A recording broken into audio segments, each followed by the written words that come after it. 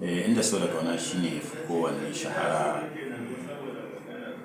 shine kuma ya fi samun makaranta, shi aka fi sani domin na buga kwafi ya fi 300 wanda aka sayar ga jama'a, kuma shine an karanta shi a London, akwai wata jami'a da ke cewa SOAS, akwai kuma Wisconsin University a America an karanta, akwai kuma Berlin University a kasar Jamus shi an karanta littafin ga ɗalibai, banda nan gida Najeriya ɗalibai da suka karanta shi a sakandare da kuma wasu jami'o'i.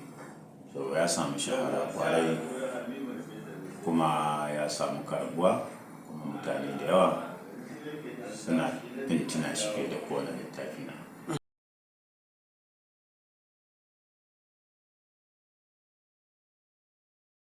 Da zai wuce na farko dai a farkon farawa abu ne na kuɗi, ba da kuɗin da zan buga kamar shekara 30 da wani abu baya na rubuta littafin, amma ba kuɗin da zan buga shi da kyar dai na samu na buga shi a lokacin naira 5,000 nake nema ban da ita, to na sa da na buga aka sai da shi 8,000 a shekarar 32 baya kenan. Daga nan muka fara wannan kalubale na farko da dama idan ba ka da kuɗi kai abu to ba zai samu abin da kake so in ba isa ba zai samu, to ala da yake da wani matsalolin na samu ne.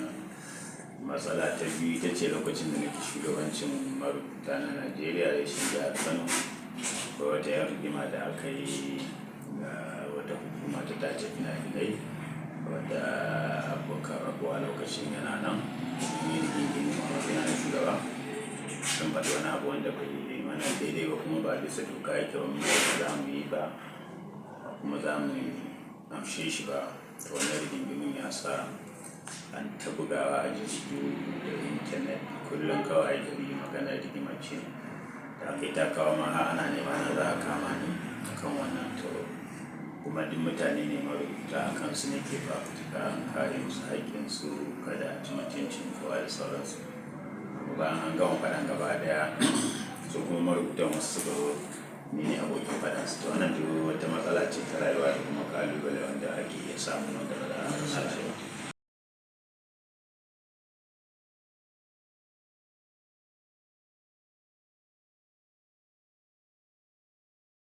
Alhamdulillah shi rubutu kamar yadda ka sani a Najeriya musamman bangaren Hausa ba wai ana yin shi don samun kuɗi ba. Na farko kana yi ne don karantar da abin da ke zuciyarka, ka ilimantar da mutane, ka faɗakar da su, idan kuma hali ya yi na samun wani abin za ka iya samu. To alhamdulillah an samu jama'a rahama ce, ko baka da komai in ka samu jama'a alhamdulillah za ka iya zuwa wani wajen wanda kuɗi ba zai maka abin da jama'a za su yi ma ba, ko sanayya ko wani abu makamancin haka. To kuma ka samu a rayuwar rufin asiri shine babban abu, ba wai ka tara dukiya ba, don akwai wanda zai tara dukiya baya iya yi wa kansa ko jama'arsa taimakon da ya kamata, wannan dukiyar ba ta masa amfani.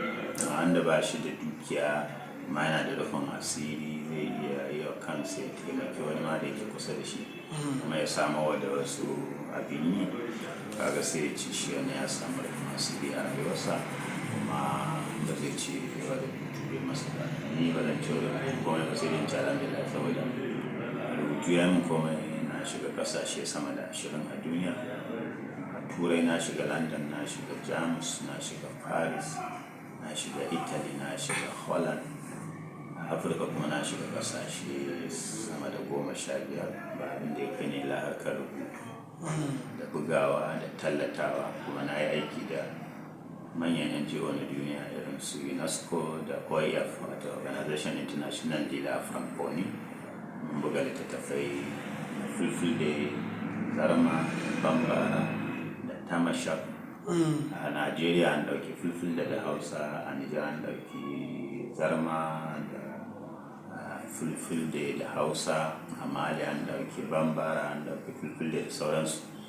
Kuma mun yi yawo a ƙasashe daban-daban wanda don akan wannan aikin. Mun yi a Nijar, mun yi a Senegal, mun yi a Mali, mun yi Cotonou, sannan mun je Italy, mun je Paris, duka don a kammala wannan aiki. a shekarar 2008. Saboda haka kaga za mu ce tuye mana da ba za mu ci komai sai mu ce mu gode Allah.